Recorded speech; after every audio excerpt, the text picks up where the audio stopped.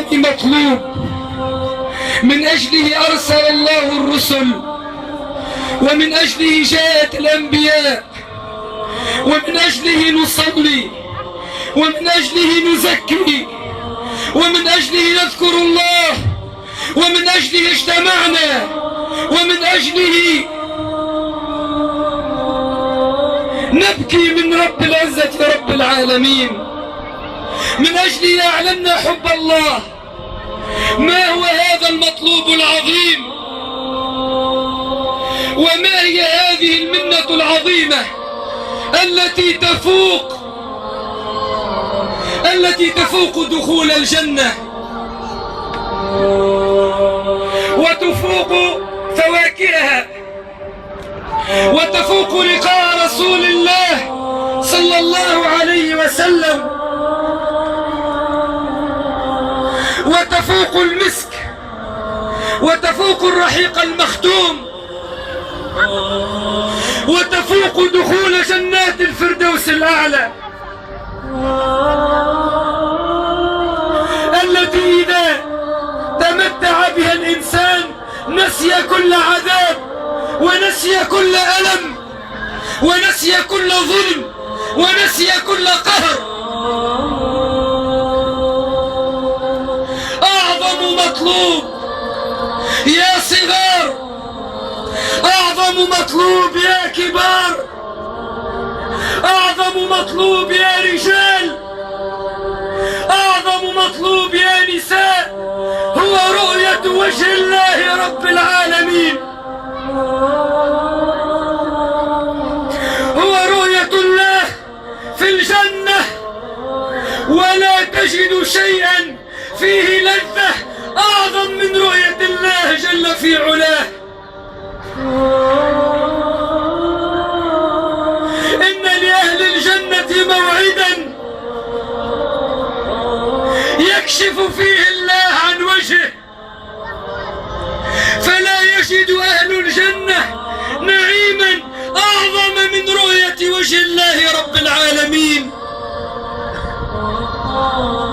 ولا يجد المؤمنون نعيما أعظم من أن يروا ذاك الذي نزل عليهم القرآن،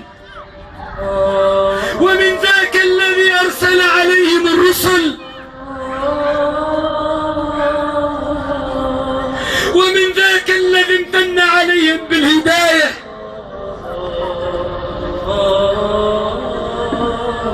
ومن ذاك الذي علمهم الشهادة،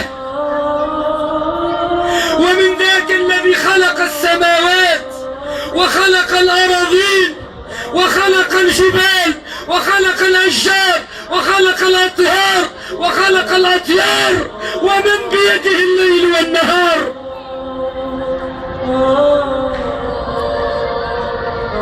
ما من شيء أعظم من رؤية رب العزة رب العالمين.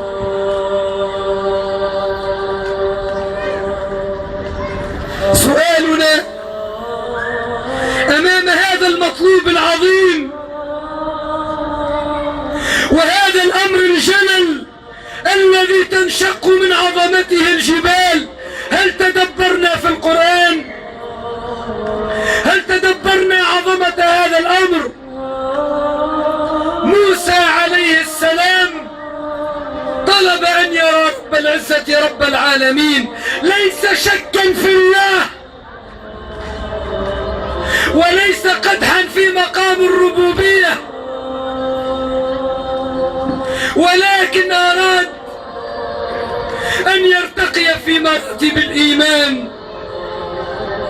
قال تعالى: ولما جاء موسى لميقاتنا وكلمه ربه قال رب أرني أنظر إليك، قال لن تراني ولكن انظر إلى الجبل فإن استقر مكانه فسوف تراني. فلما تجلى الله جل في علاه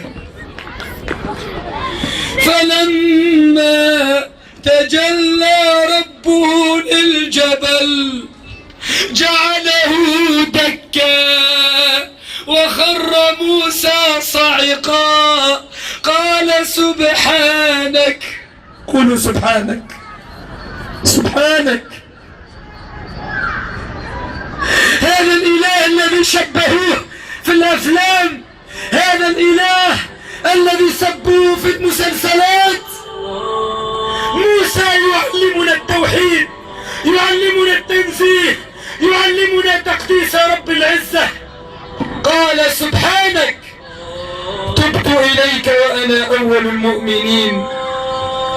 نريد أحبتي أن نشتاق إلى الله مثل ما يشتاق الله إلينا. نريد أن نجعل الشوق إلى الله كسيارة الإسعاف هذه مستعدة في كل وقت وحين، مستعدة في كل وقت وحين للقاء الله رب العالمين. نريد سيارة إسعاف في تسبيح الله، في ذكر الله، في الصلاة على رسول الله.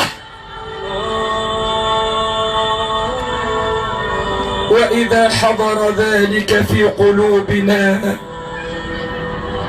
فنحن اقتربنا من الجنة ومن رؤية الله رب العالمين. النبي صلى الله عليه وسلم، هذا النبي الكريم، حدثنا على رؤية الله جل وعلا في الجنة. انظروا كيف يشوقنا الله جل في علاه لرؤية رب العزة رب العالمين. انظر إلى هذه الأسئلة المشوقة. هل تضارون في رؤية الشمس إذا كان يوم صحو؟ الشمس وقت لا تبدأ زارقة في نهار صاحي ما فيش إسحاب، هل يجد الناس صعوبة في رؤية الشمس؟ لا. ثم يقول النبي صلى الله عليه وسلم: هل تضارون في رؤية الشمس بالظهيرة؟ ويقول النبي صلى الله عليه وسلم: هل تضارون في رؤية الشمس والقمر إذا كانت صحوة؟ ويقول النبي صلى الله عليه وسلم: هل تضارون في رؤية القمر ليلة البدر؟ لا يعني ذلك أن الله كالقمر أو أن الله كالبدر أو أن الله كالشمس، ليس كمثله شيء وهو السميع البصير.